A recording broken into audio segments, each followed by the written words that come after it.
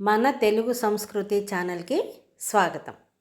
ఈరోజు మనం ఈ వీడియోలో 9వ తరగతికి సంబంధించిన తెలుగు వాచకంలోని పర్యాయ పదాల గురించి చెప్పుకుందాం.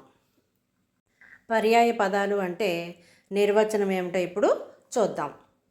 ఒకే అర్థాన్ని ఇచ్చే వేరువేరు పదాలను పర్యాయ పదాలు లేదా సమానార్థకాలు అని అంటారు. ఈ విషయాన్ని మనం ముందు వీడియోలు అన్నింటిలోనూ కూడా చెప్పుకున్నాం. ఇప్పుడు పర్యాయ పదాలని చూద్దామా. అందం, సొగసు, మనోజ్ఞ. మేఘం, మబ్బు, పయోధరం. ఆనందం, సంతోషం, మోదము. మ్రోడు, మొరడు, మృద్దు.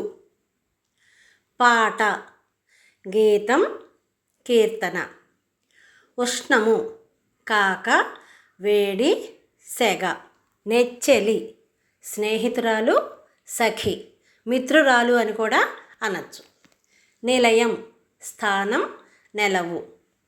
కొండ, గిరి, శైలం.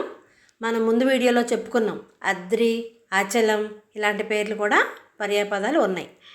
అడవి, విపినం, అరణ్యం.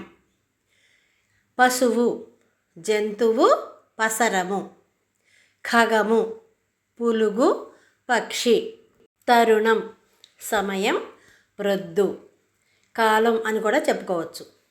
ఆకాశం, గగనం, నభము, నింగి, అంబరం ఇవన్నీ చెప్పుకోవచ్చు. ధనువు, విల్లు, ధనుస్సు. కేదారము, పొలము, పంట భూమి. సస్యము, పంట, పైరు. వెల్లువ, ప్రవాహం, వెల్లి.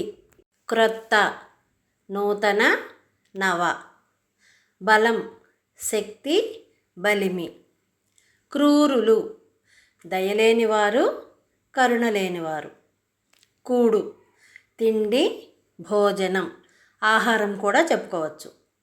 కొత్త గుడ్డలు, బట్టలు, వస్త్రాలు, వలువలు. గుండె, హృదయం, డెందము. కత్తి, ఖడ్గం, బాకు. వాదర, అంచు, కోటి.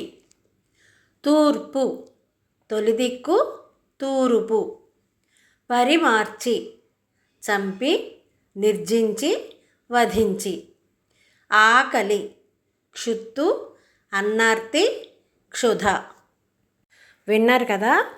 మరిన్ని వీడియోల కోసం చూస్తూనే ఉండండి మన తెలుగు సంస్కృతి ఛానల్. జై హింద్, జై భారత్.